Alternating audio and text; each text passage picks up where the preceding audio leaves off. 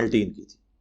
ستمبر 1929 میں پیدا ہوئے اور ستمبر 21 کے اندر، یعنی یہ اسی سال میں چند دن پہلے ان کی وفات ہوئی. اللہ تعالیٰ ان کی مغفرت فرمائے، انہیں نیک کاموں کا اجر عطا فرمائے اور ان کی غلطیوں سے درگزر فرمائے، آمین. آلموسٹ 92 سال ان کی عمر تھی، اور آپ دیکھ لیں آخری وقت تک وہ کتنے ایکٹیو تھے. ابھی کچھ چند ہفتوں سے ذرا زیادہ ان کی طبیعت خراب تھی کورونا کی وجہ سے، ورنہ وہ آخری وقت تک بڑے ایکٹیو رہے ہیں. ان کی سب سے بڑی خوبی جو میں سمجھتا ہوں ان کی استقامت ہے. باقی تمام پولیٹیکل لیڈرز میں وقت کے ساتھ ساتھ کمپرومائز والا سلسلہ شروع ہو گیا، لیکن یہ وہ واحد لیڈر ہے کشمیر کا جس نے کبھی کمپرومائز نہیں کیا. اور ان کی جو پاکستان سے محبت ہے وہ اتنی زیادہ تھی کہ میں نہیں سمجھتا کہ پاکستان کے کسی پولیٹیکل لیڈر یا کسی ریاستی ادارے کے سربراہ کی پاکستان سے وہ محبت ہو جو سید علی گیلانی کی تھی رحمہ اللہ تعالی، جس کا پریکٹیکل ثبوت یہ ہے کہ کشمیر کے حوالے سے جو سب سے زیادہ اون کرتی ہے نا کمیونٹی پاکستان میں مسئلہ کشمیر کو، وہ ہماری فوج ہے، اسٹیبلشمنٹ. اور ظاہر ہے کہ وہ کسی حد تک جسٹیفائی بھی ہوتے ہیں، ظاہر ہے قربانیاں بھی فوج کو دینی پڑتی ہیں بارڈر کے اوپر. لیکن ہمارے انہی اداروں کے اندر بعض اوقات کمزوری ایمان کا شکار لوگ، میں منافقین تو نہیں کہتا، وہ ایک بہت بڑا فتویٰ ہو جائے گا، لیکن کمزوری ایمان کا شکار لوگ، دنیا پرست قسم کے لوگ بھی اوپر آ جاتے ہیں، جس کی نمائندہ مثال ہمارا سابقہ ڈکٹیٹر تھا پرویز مشرف. اور اس نے آ کر امریکہ اور یورپ کے دباؤ میں وہ سٹانس پاکستان کا جو کہ بانی پاکستان محمد علی جناح رحمہ اللہ کا تھا، اس سے بھی پیچھے ہٹا، اور اس نے کہا جی ہم کسی تھرڈ سلوشن کی طرف جائیں گے. جبکہ پاکستان ایک اصولی موقف کے اوپر قائم تھا کہ جو اقوام متحدہ کی UNO کی قراردادیں ہیں اس کے مطابق فیصلہ ہونا چاہیے، لیکن یہ اس سے بھی پیچھے ہٹا اس وقت تک. اور میں یہ سمجھتا ہوں یہ بلیسنگ ان ڈسگائز ہوا.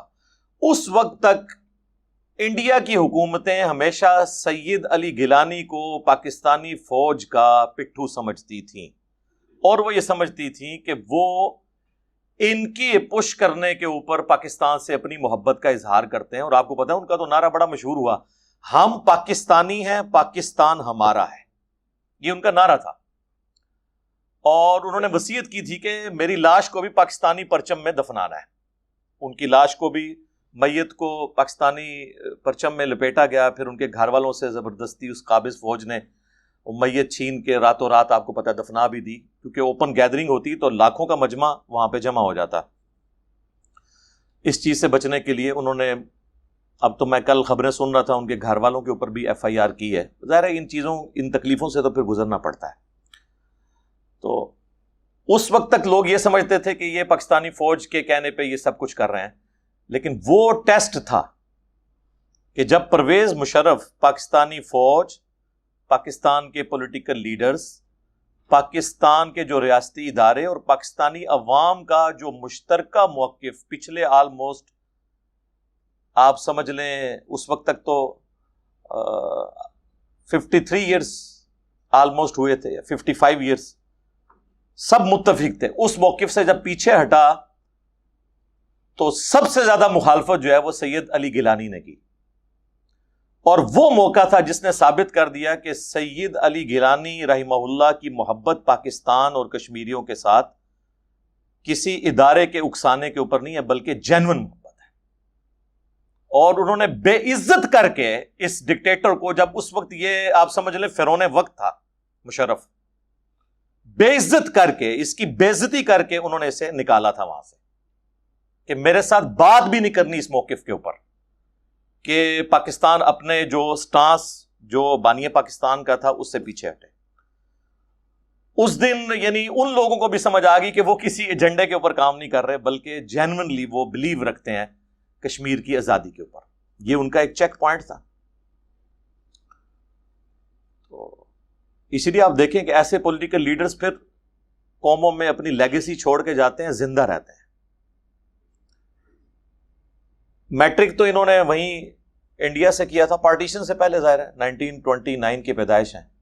پھر یہ لاہور میں اپنی کالج کی تعلیم انہوں نے مکمل کی اور اسی دوران ان کا تعارف مولانا مودودی رحمہ اللہ تعالی سے ہوا اور وہ ان کی زندگی کا ٹرننگ پوائنٹ تھا. پوری زندگی انہوں نے اللہ اور اس کے رسول کے بعد اگر کسی شخصیت کے ساتھ عشق کیا ہے نا تو وہ مولانا مودودی ہیں.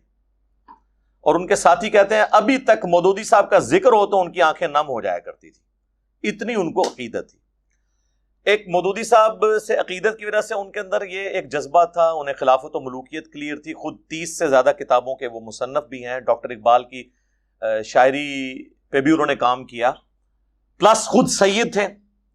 اور سید ہونے کی وجہ سے حسینی خون ہو تو حسینیت انسان کے اندر ویسے ہی آ جاتی ہے, جینز کے اندر. یہ کافی ساری چیزیں ان کے اندر جمع تھی جس کی وجہ سے ان کے اندر اتنی دلیری تھی اور وہ اپنی اس دلیری کے اوپر آخری وقت تک قائم رہے. اور آپ دیکھیں کہ وقت گزرنے کے ساتھ ساتھ کئی پولیٹیکل جماعتوں کے اندر, لیڈرز کے اندر تھوڑا بہت کمپرومائز والا بیہیویئر آ گیا, لیکن یہ بندہ اپنی ضعیف العمری کے باوجود, بوڑھا اور کمزور ہونے کے باوجود, جس کا پتا بھی نکلا ہوا ہو, ایک گردہ بھی کام نہ کرتا ہو اور کئی قسم کی بیماریاں ہوں, لیکن ان کی آپ تقریریں اس بڑھاپے میں بھی سنیں, جوانوں سے زیادہ جذبہ دلانے والی تقریریں تھیں. لہٰذا یہ جو ایمان ہے نا, اس کے لیے طاقت کا ہونا ضروری نہیں ہے, ایمان کی طاقت کا ہونا ضروری ہے. پھر ایک علی گیلانی جیسا کمزور شخص بھی جو ہے وہ راہ حق میں کبھی کمپرومائز کی روش اختیار نہیں کرتا, الحمدللہ. ہم ان کے لیے دعا گو ہیں کہ اللہ تعالیٰ ان کی قربانیوں کو اپنی بارگاہ میں قبول و منظور فرمائے. بہرحال بڑی خوشی ہوئی مجھے کہ پاکستان کے تمام پولیٹیکل لیڈرز نے, پاکستان کے آرمی چیف نے اور باقی جتنے لوگ ہیں ڈومیننٹ, انہوں نے سید علی گیلانی کی وفات کے اوپر انہیں خراج تحسین پیش کیا, الحمدللہ.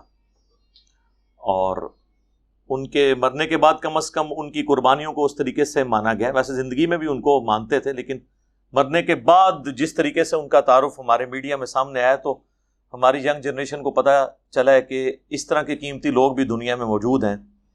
آج کے دور میں بھی, میں کہتا ہوں یہ ماڈرن دور کے اندر چند جو بڑے پولیٹیکل لیڈرز ہیں نا آل اوور دا ورلڈ, ان میں سے ایک ان کی پرسنالٹی تھی. اپنی قوم کے لیے اور وہ قوم کے لیے قومیت کی بنیاد پہ نہیں, وہ ہمیشہ یہی کہتے تھے پاکستان سے میری محبت اسلام کے رشتے پہ ہے, کشمیر کو میں پاکستان کا حصہ بنانے کا حامی ہوں اسلام کے رشتے میں. ان کے لیے پہلا فیکٹر اسلام تھا. اور ایک وہ بھگوڑا ڈکٹیٹر جو کہتا تھا سب سے پہلے پاکستان, سب سے پہلے اسلام, اس کے بعد پھر پاکستان. تو اس وجہ سے وہ پھر محبت کرتے تھے. اور ظاہر ہے کہ یہی ایک کامن بانڈ ہو سکتا ہے مسلمانوں کے درمیان. ادروائز اگر سب سے پہلے آپ قومیت اور ملک کی بات کریں گے پھر تو انڈین مسلمز بھی کہیں گے کہ سب سے پہلے ہندوستان. تو مسلمانوں کے لیے کامن بانڈ اللہ اور اس کے محبوب عز و جل و صلی اللہ علیہ وآلہ وسلم کی نسبت ہے. بخاری اور مسلم دونوں میں حدیث ہے, اللہ کے محبوب صلی اللہ علیہ وآلہ وسلم نے فرمایا کہ تم آپس میں باہمی جو محبت ہے اس میں تمام مسلمانوں کو ایک جسم کی مانند پاؤ گے. جسم کے اگر ایک حصے میں تکلیف ہو تو پورا جسم اس کی تکلیف کو محسوس کرتا ہے. حتیٰ کہ مسلم شریف میں الفاظ موجود ہیں کہ اگر آنکھ میں تکلیف ہو نا تو پورا جسم رات کاٹ کے گزارتا ہے, حالانکہ آنکھ تو ایک جز ہے نا جسم کا. اس طریقے سے اگر مسلمان دنیا میں کہیں تکلیف میں ہو تو دوسرے مسلمان ان کے لیے اس درد کو محسوس کرتے ہیں. اور یہی درد ہم کشمیریوں کے لیے رکھتے ہیں, فلسطین کے مسلمانوں کے لیے, چائنا کے مظلومین کے لیے, افغانستان کے مظلومین کے لیے جن کو اب شکر الحمدللہ کچھ اس وقت صورتحال بہتر ہوئی ہے, شام کے مسلمانوں کے لیے, عراق کے مسلمانوں کے لیے, جہاں جہاں پہ بھی مسلمانوں پہ ظلم ہو رہا ہے ہم ان کے لیے جذبات رکھتے ہیں. اینڈ پہ ہم ان کے لیے